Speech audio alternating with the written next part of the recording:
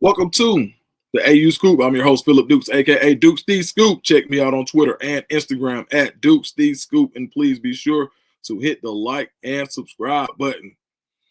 Oh my goodness. Chicken Little, the sky is falling. Auburn can't recruit.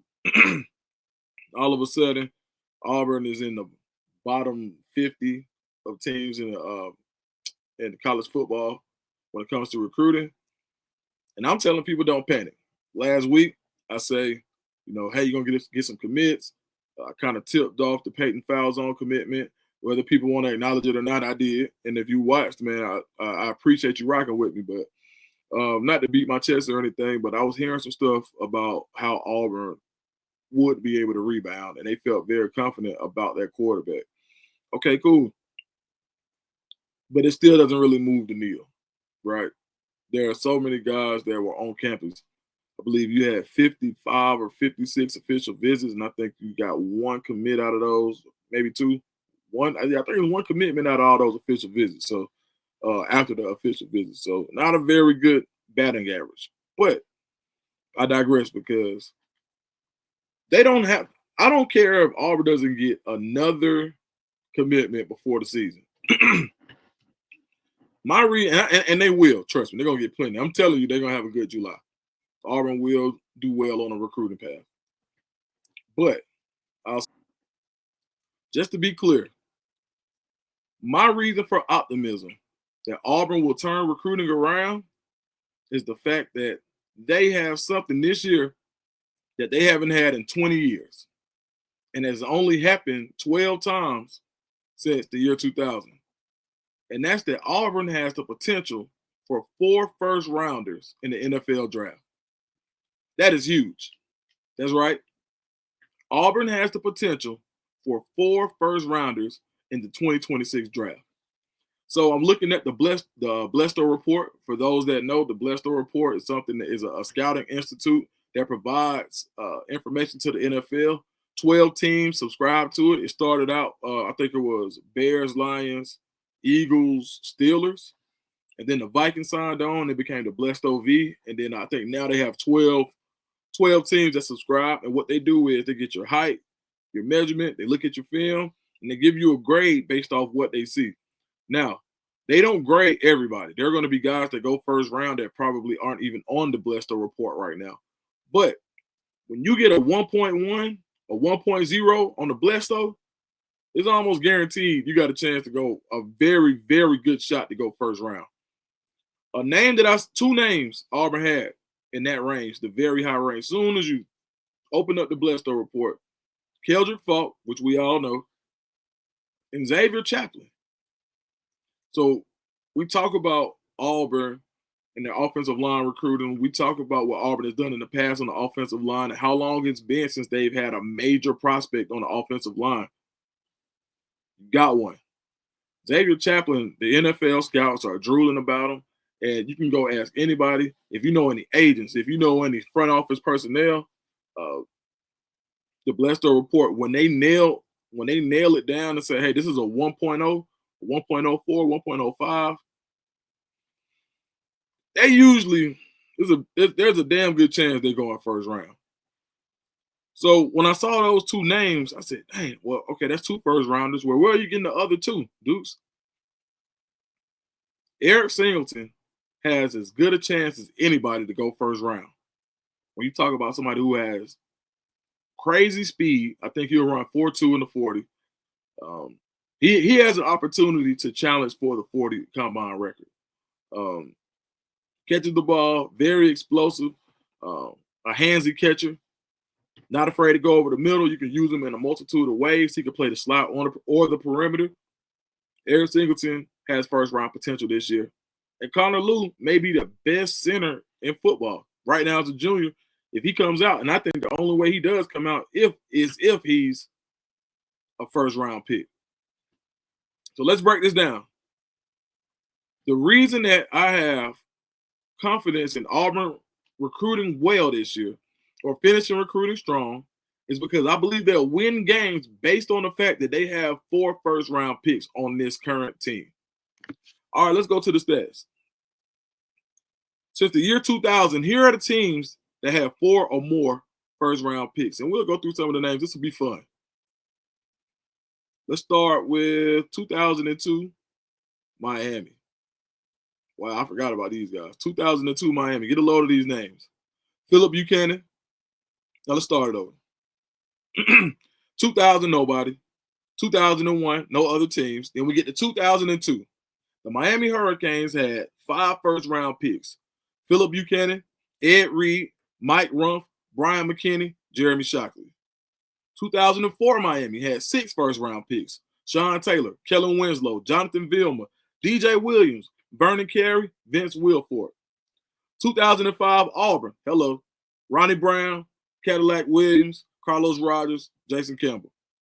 2006 Ohio State, A.J. Hawk, Dante Whitner, that's a name there, Bobby Carpenter, Santonio Holmes, and Nick Mango. 2007 LSU, Jamarcus Russell, LaRon Landry, Dwayne Bowe, Craig Davis, Buster. 2010 Oklahoma, Sam Bradford, Gerald McCoy, Trent Williams, Jermaine Gresham. 2011 Bama, Marcel Darius, Julio Jones, James Carpenter, and Mark Ingram. 2016 Ohio State, Joey Bosa, Ezekiel Elliott, Eli Apple, Taylor Decker, Darren Lee. 2017 Bama, Jonathan Allen, Marlon Humphrey, O.J. Howard, Reuben Foster. 2020 LSU, Joe Burrow, Caleb Chason, Justin Jefferson, Patrick Queen, and Clyde Edwards-Helaire. 2021 Bama, Jalen Waddle, Patrick Surtain, Devontae Smith, Mac Jones, Alex Leatherwood, and Najee Harris. Tied for the modern record with 2004 Miami. And 2022 Georgia, Trayvon Walker, Jordan Davis, Quay Walker, Devontae Wyatt, Lewis Singh. So what does this have to do with Auburn? They're almost guaranteed to win games if they get these 4 guys to be first-round picks. Let's go to the records. Of teams that have had 4 or more first-round picks, Miami went 12-0 in 02, won the Natty. In 04, Miami finished number 2 in the BCS. They went 11-2. 05, Auburn should have won the Natty, 13-0. Ohio State, 10-2. LSU, 2007, 11-2. The only team that didn't win double-digit games was 2010 Oklahoma. They won 8. Bama, 10 and 11. 16 Ohio State, 12-1. 17 Bama, 14-1. 20 LSU, 15-0, Natty. 21 Bama, 13-0, Natty. 22 Georgia, 14-1, Natty. 5 out of 12 teams that have had 4 first-round picks have won a national championship if you include Auburn in 04, and I'm doing it. They should have won it. They should have at least been in consideration. If you count Miami finishing 2 in 04, that's really good as well. But 11 out of 12 teams that have had 4 first-round picks have had double-digit wins. The weakest team would be that Oklahoma team in 2010 that won 8 games. So based on this model, Auburn should win at minimum 8 games with this type of talent. And we're not even talking about other NFL talent that you've got, because when you look at the first rounders that you have on this team, Jay Crawford has a chance to go first round. Cam Coleman will probably go first round. Ken Lee is an NFL player. Caleb Harris is an NFL player. You've got NFL receivers all across the board. Damari Austin has an opportunity to be a mid-round pick, at least. I mean, the opportunities are endless. There's talent all around. Deuce Knight is a future first-rounder. Like, when you look at the amount of talent on this Auburn team, you have to feel good about this team's prospects going into the season. So I know the doom and gloom is everywhere, and there's all recruiting is horrible. It's July. It's July 1st. After July, everybody's going to feel a little bit better. You can't look at what Georgia's doing if you're Auburn. You got to run your race. Now, what I will say is this. They got to recruit harder, and it's not all money. Sometimes it's evaluation and relationships. There are a ton of people that are in different classes that would have walked to Auburn, but Auburn felt like they didn't fit. And now Auburn is trying to circle back on some of these guys. But some of these guys went to Florida. Some of these guys went to South Carolina.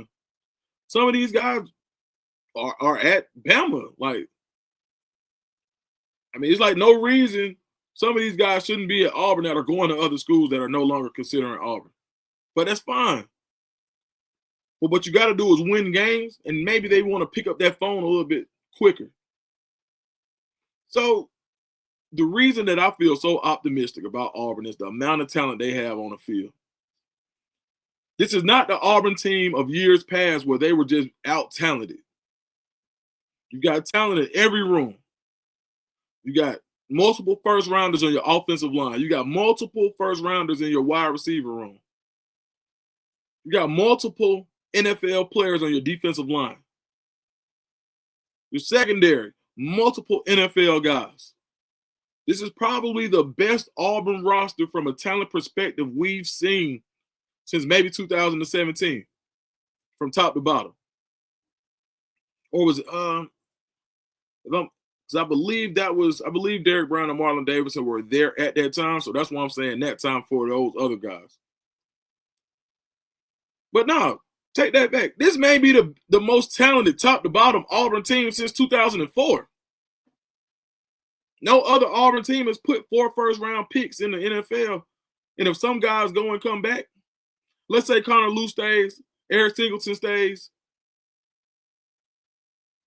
another year. Let's say those two end up staying one more year. They don't have the year they want. They come back next year. You pair that with a Cam Colvin, surefire first-rounder. I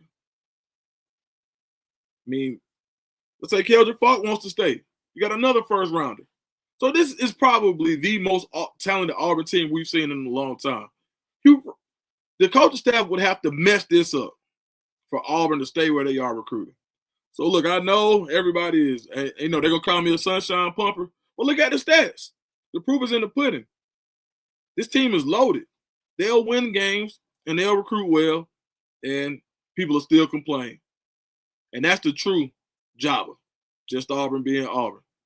All right, man, I appreciate y'all, man. Have a great day. Make sure you like and subscribe. I'm out.